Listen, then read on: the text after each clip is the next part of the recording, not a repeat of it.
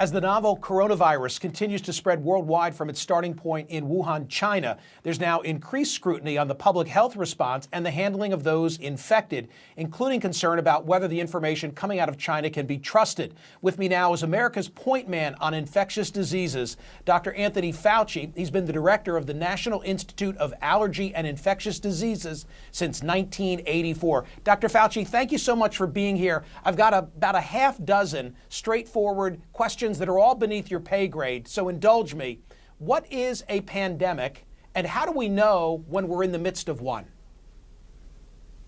Well, a pandemic is when you have an infectious disease that is being consistently and sustained transmission from person to person through a wide range of regions, countries, and areas of the globe. So, for example, in China, it's an epidemic because it's concentrated in China. But once you start to get other countries in which you have sustained transmissibility, then you really have the makings of a pandemic. Pan meaning wide, it's widely distributed. Do we have that on our hands now?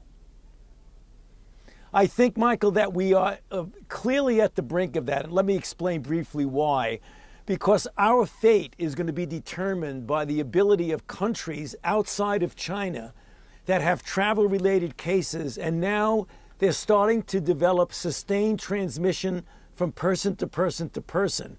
So that right now, it's not just travel-related cases. So when you get countries like Japan and South Korea that have these cases that are person to person to person without any real ability to point to where it came from, that's the makings of a pandemic. And if you have multiple countries like that, then the horse is out of the barn, and it's going to be very difficult to prevent more cases from coming here to our own country. Do you think that these cases all originated in the same place? Well, the original nidus of where they came from, unquestionably, as you mentioned, Michael, is Wuhan, China.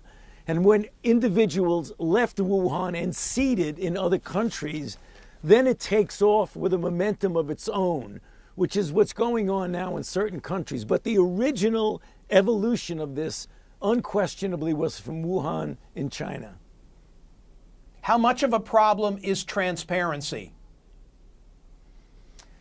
Transparency is absolutely critical. I mean, whenever you have information that's being held back, there always are negative consequences. Nothing good can come of that. And we have multiple examples historically when information was not fully available and transparent, which really slowed down the response. So that's something we would hope we continue to have as much transparency as possible. Should the known infected ever be flying with those who are not infected? Well, Michael, I think you're referring to the difficult decision that had to be made when the Diamond Princess was evacuating individuals. We needed to get our people off that vessel, which was just a hotspot of infection. Yes, those individuals, when they got on the bus, we found out after the fact that they were infected. But the difficult decision was made, and Michael, I believe it was without a doubt the correct decision, was to bring those people back to the United States. We had on the plane the capability of segregating them so that they don't infect other people on the plane. And we successfully brought them back to the United States where they're being cared for, and where appropriate, they're being quarantined. Two more, and thanks for playing along. I really appreciate this. What is the means of transmission of coronavirus? It's a respiratory infection, Michael, so it's very similar to what you see with influenza. Respiratory droplets, perhaps even some aerosol, people touching their face, sneezing and coughing. You shake hands with them, you touch a doorknob or what have you, which is the reason why washing one's hands as often as possible is probably the best thing that you can do to avoid influenza. And if and when we have the opportunity or the unfortunate challenge of coronavirus, it's the same thing.